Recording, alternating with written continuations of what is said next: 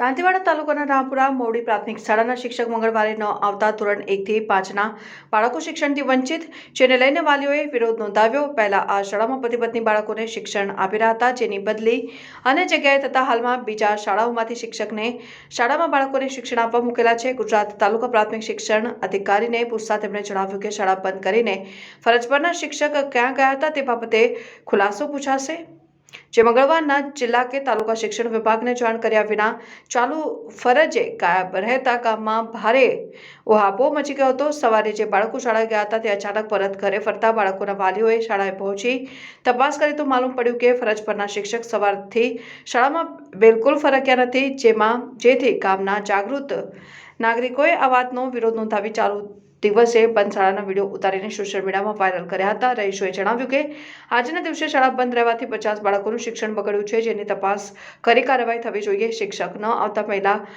કુકે બાળકોને નાસ્તો આપી ઘરે મોકલી દીધા। શાળા બંધ કરીને ફરજ પરના શિક્ષક ક્યાં ગયા હતા તે અંગે ખુલાસો પૂછાશે।